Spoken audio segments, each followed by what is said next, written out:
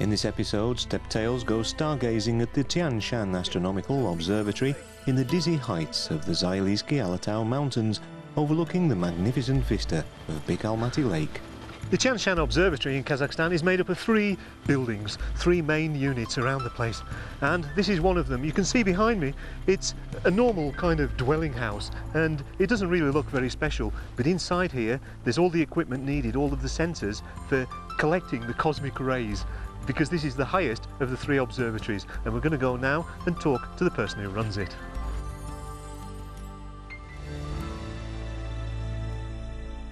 So you're looking at some very important questions here. Not only can we look at the origins of the universe from such observatories, but we can also look at more practical problems of how space weather can affect our systems like satellites and other electronic devices, yes? Yes. And there are, in our institute there is a special center for prediction of space weather. To modern communications technology, this remote outpost no longer needs to be continuously manned by such stalwarts of science as Artur Fyodorovich Yakovets, who can now oversee the laboratory operations from the comfort of less severe locations. At 3,340 meters or 11,000 feet above sea level, the altitude means that fewer sensors are needed in order to collect a significant proportion of cosmic rays that strike the Earth's surface. I'm surrounded here by the raw beauty of the Zayeliski-Alatau mountain range. It's incredible, there's everything here. Behind me you can see Peak Sovietov with the snow covering its peak. Behind me you can see the Big Almaty Lake, looking emerald green and milky, beautiful, fantastic water there. And behind me, slightly to the right, there's the other buildings of the observatory, which we're going to go and have a look at now. Situated at the very top of the picturesque Almarasan Valley, Big Almaty Lake is surrounded by lofty peaks dominated by the 4,300 metre or 14,000 foot peak Sovietov, which is permanently covered with snow, and the spectacular 12,000 foot Big Almaty Peak, the summit of which can be reached on foot in a short time from the Cosmic Ray Laboratory. At such heights, altitude sickness can be a significant problem, and our journey today included acclimatization breaks to prevent our crew from feeling the adverse effects of the altitude. The lake also supplies hydroelectric power to the city through a dam there as well. But it's not the lake. We're going to go to the observatory. Follow me, and you can see behind me now there's the observatory section, and here there's 2 parts to it. There's the astronomical observatory, where they use optical telescopes that use optical light and various mirrors, and behind that in the distance you can see a radio telescope that they use for looking at the sun. The main radio telescope of the Tien Observatory, and it's made up of 2 parts.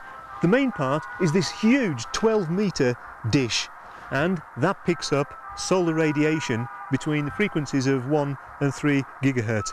That makes it perfect for picking up the type of solar radiation given off by the sun. This smaller device underneath the dish, which is like an aerial, is actually designed to pick up solar flares. This kind of bursts of solar energy are easily picked up by that. It doesn't need a dish, because a dish is there to collect small amounts of energy. Solar bursts give out so much energy, you don't need a dish to collect it. You just need a small aerial like that.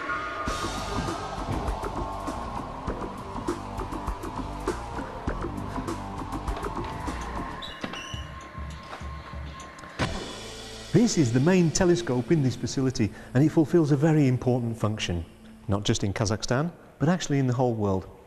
The reason for it is that there's nothing that's this size across the entire region from the Ural Mountains across to the Pacific Ocean. Look at the size of this telescope. It's 1 metre in diameter, and there isn't another one like that in this area. Also the height of the region.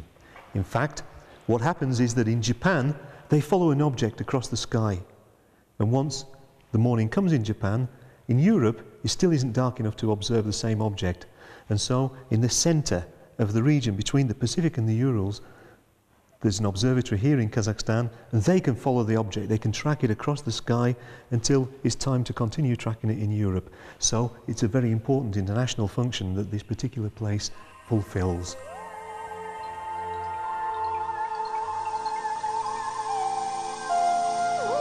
So tell me, what do you use this telescope for specifically? This telescope has been used for observing close binaries and white dwarfs and nova and supernova stars. Wow!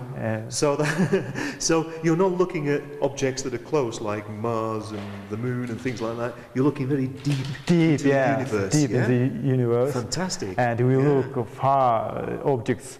And in future, we plan to use this telescope for observing quasars. Such giant telescopes as this open up the universe and enable young theoretical astrophysicists like Beck Dowlett to perform their painstaking research into the structure of the hearts of galaxies and answer fundamental questions that are still proving elusive to the best scientists on the planet. I hope you'll join us again next time when Steppe Tales comes back down to Earth to show you more of Kazakhstan as seen through the eyes of a foreigner. Goodbye.